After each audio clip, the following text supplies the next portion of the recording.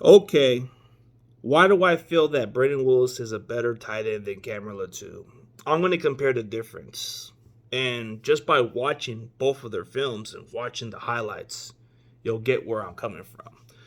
So when you watch Cameron Latu play, he was switching from linebacker to tight end. He's played 2 years of tight end in college. He's still kind of new to the position, even though he played some tight end in high school. He's still kind of new to it no matter how you look at it.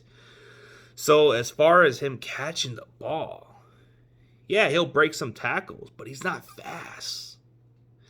As far as a blocker, that's a work in progress. So that's where I put the difference at. Yeah, he was drafted higher than Brayden Willis. So there's the separation right there.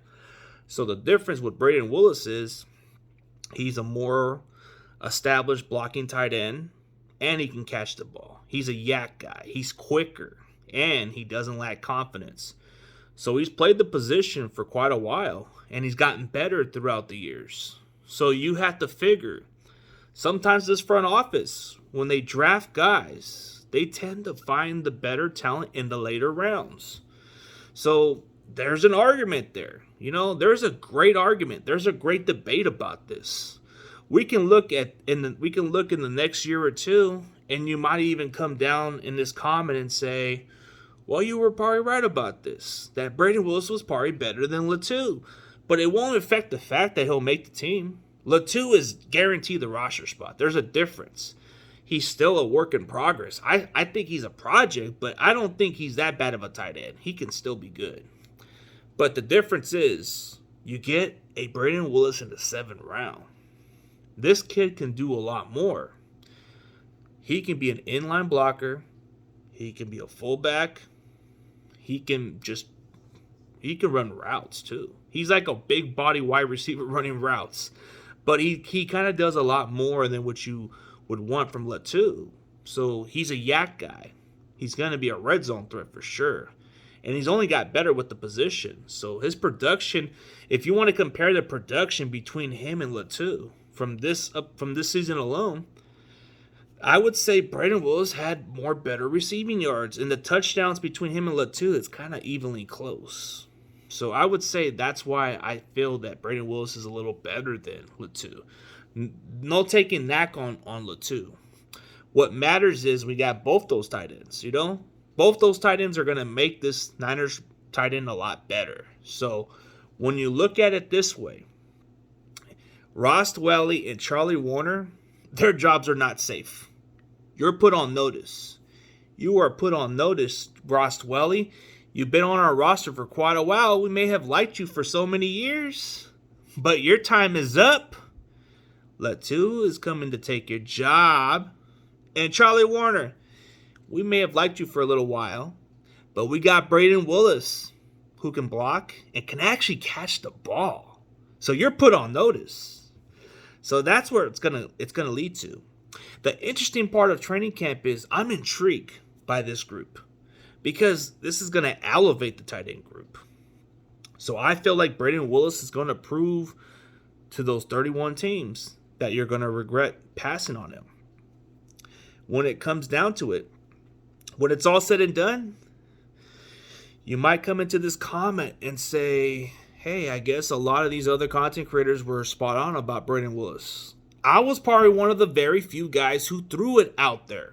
I wasn't like some of the guys that just realized it. There's some content creators in my community, which is the 49ers, and some of them have done their due diligence, but they were too late on this train. I was the one that said Brayden Willis was the best freaking tight end in the class. I even said Brayden Willis should be a little higher. If you guys don't believe me, look at a lot of my videos. I was rating Brayden Willis as a top 10 or a little higher in draft boards. And I think he has a strong argument. If he can perform expectation and do a lot better, then this is a different outcome of what you guys are going to expect. Because Brayden Willis is just not some ordinary 7th-round draft pick. He's not going to be some guy that just gets cut and then goes on the practice squad. Nah. He's going to probably be the guy that makes the team, and he's going to make a push. Ross Dwelley and Charlie Warner, your days are over. I don't give a damn what you guys been doing, bro. You guys have not impressed me. Ross Dwelley, You only been good as a receiving tight end and nothing else. You can't even get back on the field because you can't block. Oh, Charlie Warner, the thing about you is you can block, but when we need you to catch the ball, you can't catch a ball to save your damn life. You're trash. This is why we got these two tight ends, because they can do a lot more than freaking catch and block. They can do both. You guys need to step your game up or you're done. One of you guys are going to stay, but one of you guys have to go. And I kind of have a good feeling that Ross Dwelley's going to be the odd man out. Because one, he doesn't block. And that's important in Kyle Shanahan's offense. Charlie Warner may get a pass because all he does is block. So he may make the team as a fourth tight end. And that's not a bad situation, but he's on notice. Forget about getting some targets. Your days are over, bro. You might as well focus on getting better as a blocker and try to be more of a receiver at some point, but you're not going to be dependable as a receiver. Ross Dwelley, you can't block, so I don't see no point of keeping you on the roster. So that's how I look at it. So if you were to compare the difference between Cameron Latu and Brayden Willis, Cameron Latu, you can say the draft grade, like he got drafted really high. So that's a lock for him to make the team. Latu's production, it's all right. Touchdown, great. Yards after the catch, he's good, but slow on that play. He's slow in the process. Like when he breaks a tackle, he's not going to make the big play like all the time. And then when you look at the difference between Brayden Willis, his production's a little better than Latu. When it comes to receiving yards, the touchdowns are very close. The yards after the catch, man, you can't deny that. And he's fast. So this is where I would put Brayden Willis above Latu. In my tight end rankings, I've had him above Latu. Latu to me was like a number 12 tight end. Brayden Willis was in between number 10 or 11, which I was okay with. But that's my thoughts, So let me know what y'all think. And as always, I'll keep y'all posted. Peace.